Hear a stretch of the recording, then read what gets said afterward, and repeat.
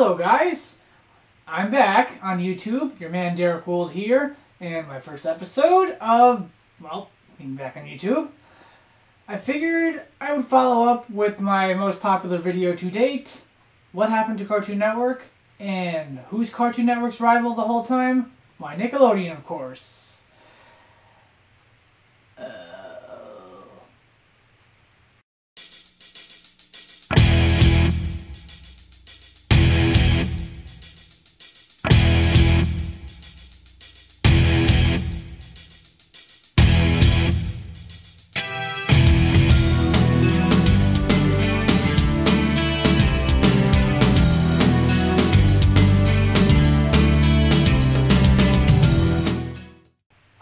Nickelodeon, Nickelodeon, Nickelodeon. What has become of you? What are you doing to yourself? Why?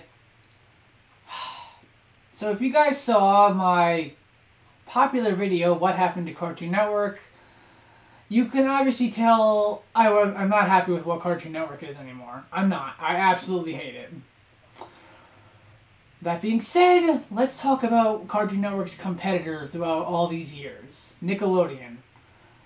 One of the first channels to be completely dedicated to animation and kid shows. And it was awesome.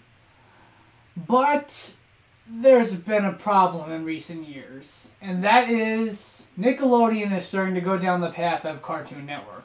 They still have time to recover because Cartoon Network's a lost cause. You want to hear about that? Go see my other video. We're talking about Nickelodeon. I have a list here of all the shows Nickelodeon is currently broadcasting and used to broadcast, just for comparison's sake. And just to keep this list short, I'm not going to include the live-action shows like Drake and Josh, iCarly, Zoe 101, Unfabulous, and there's some others there I just can't think of, because I want to keep this list as short as possible. And honest to God, I do not even remember what the live-action shows on Nickelodeon are anymore. Alright, so the current programs being broadcast on Nickelodeon: SpongeBob SquarePants, Fairly OddParents, Kung Fu Panda, Legend of Awesomeness, Teenage Mutant Ninja Turtles, Sanjay and Craig, Rabbids Invasion, Breadwinners. Never heard of three of those. Okay, now let's compare that to what Nickelodeon used to broadcast. Deep breath. Doug, Rugrats, Ren and Stimpy Show, Rocko's Modern Life, Ah, Real Monsters, Kablam, Hey Arnold, The Angry Beavers, Cat Dog, Oh Yeah Cartoons, The Wild Thornberrys, The Brothers Flub, Rocket Power, Pelswick, As Told by Ginger, Invader Zim, Chalk Zone, The Adventures of Jimmy Neutron, Boy Genius, All Grown Up, My Life as a Teenage Robot, Danny Phantom, Avatar The Last Airbender, and The Legend of Korra.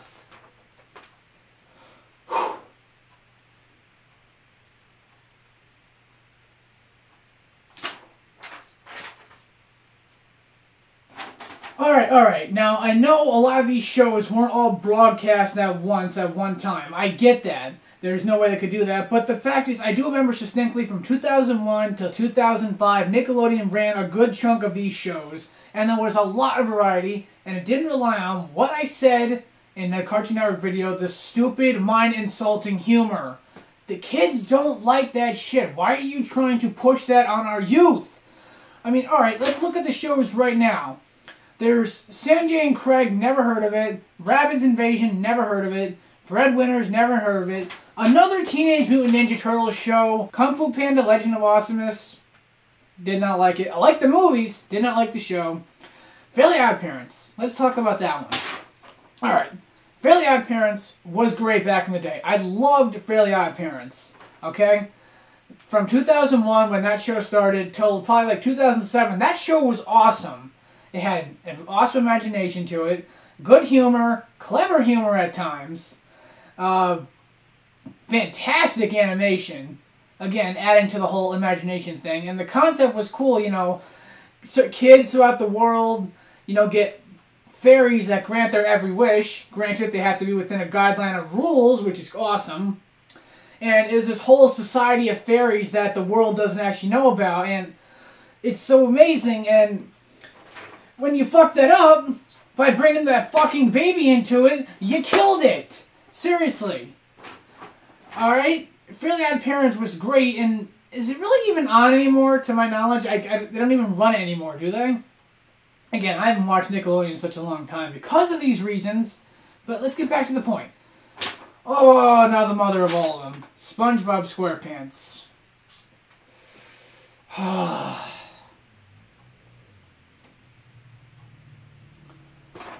As a kid, I loved SpongeBob, alright? I fucking loved it.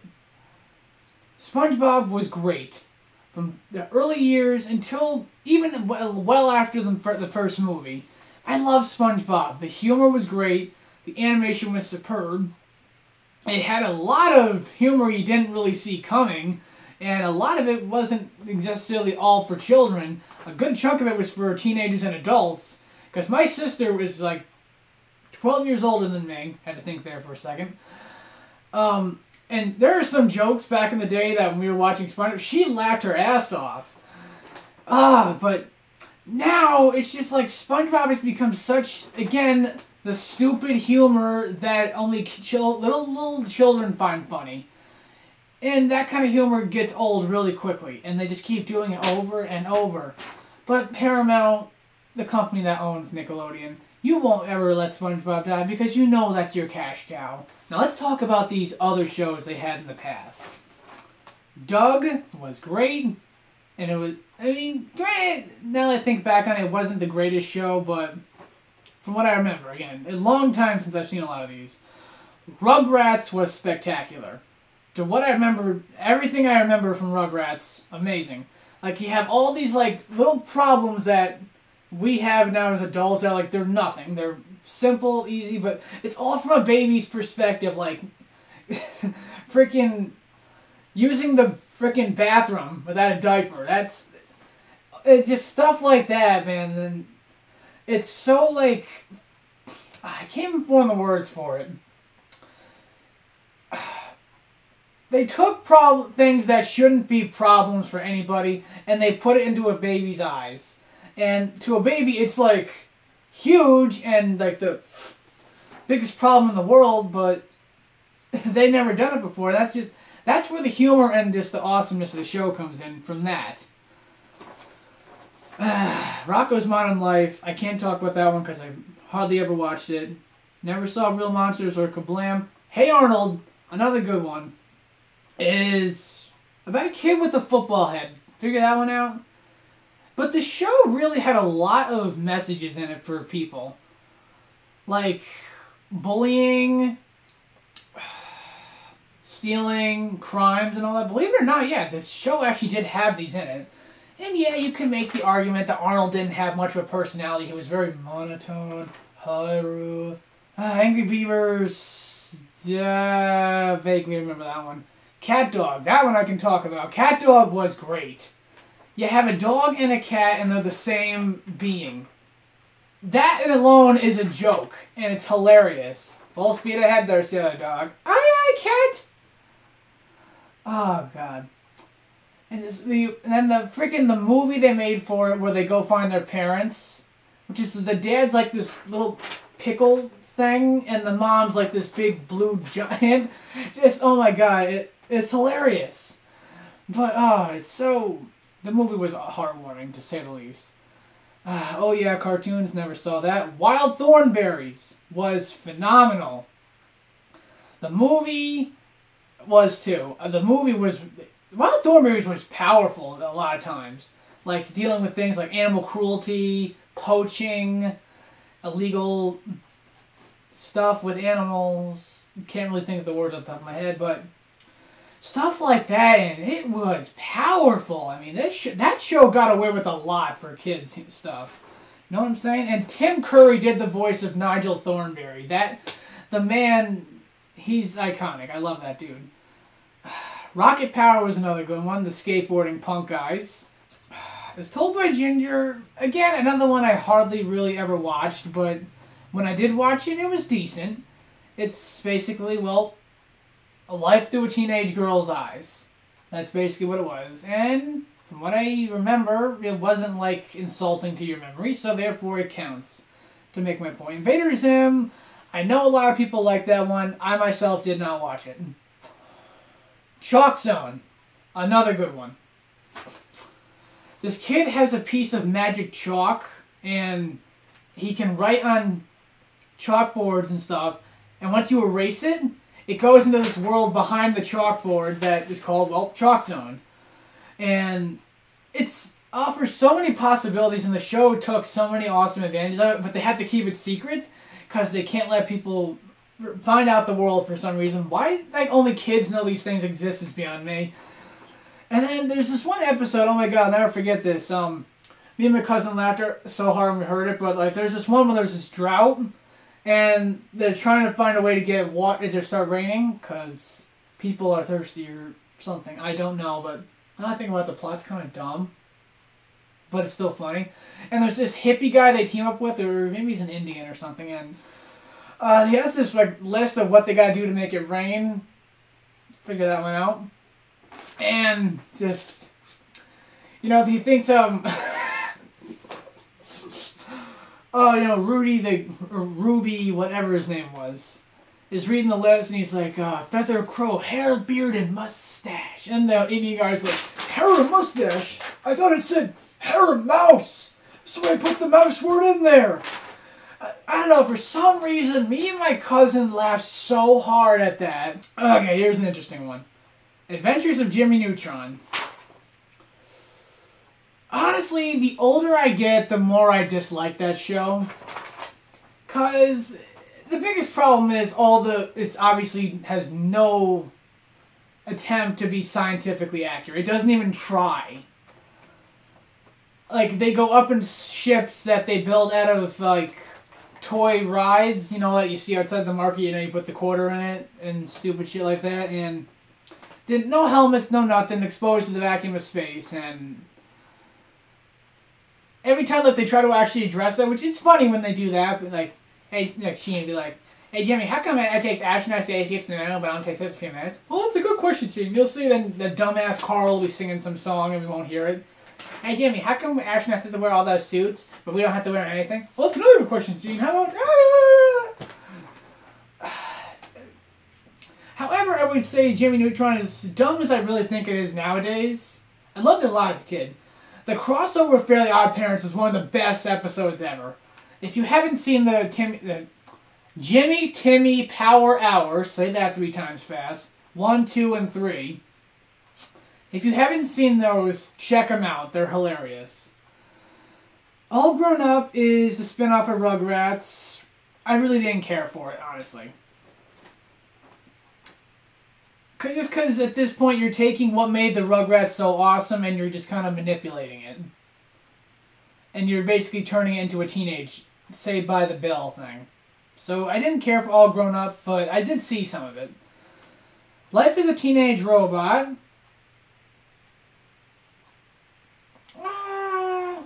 What the hell is it?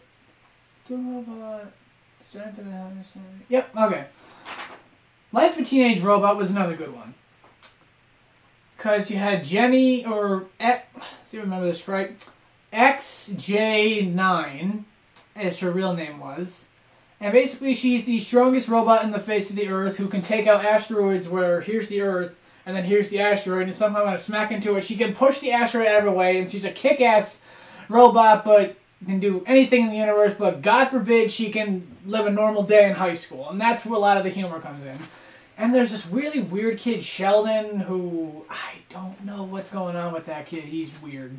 And he's got some kind of romantic attachment to this robot, Jenny, and it's, now that I think about it, it's really screwed up. And there's this other kid, and his little brother that are like Jenny's friends. They do kind of some stuff, but they're like, they don't do a lot of it, but also the show kind of borrows a lot from Japanese animation with its like over-the-top styles and stuff, like anime. Lightly, but I remember it being a really fun, the action was happening, that was awesome. And then there's all these, like, this race of people called the Cluster. You get where I'm going at with these kind of shows, how much more these shows offer than they do nowadays, and how they weren't just stupid, shove it in your face humor, they actually tried. Danny Phantom, oh boy, that one was awesome.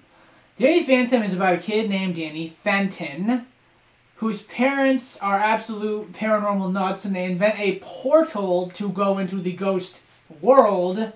You still got me? And the machine doesn't work. Danny tries to fix it and gets stuck in the middle of it when it... Let me just sing the song. But, you know, the show had so much awesome action. The humor was clever. The romance was actually believable.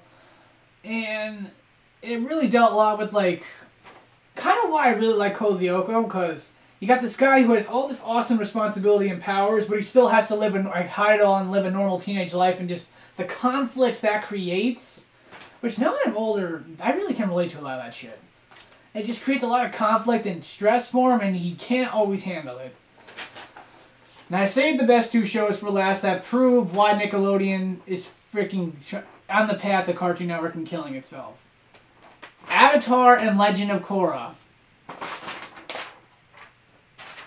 Enough said.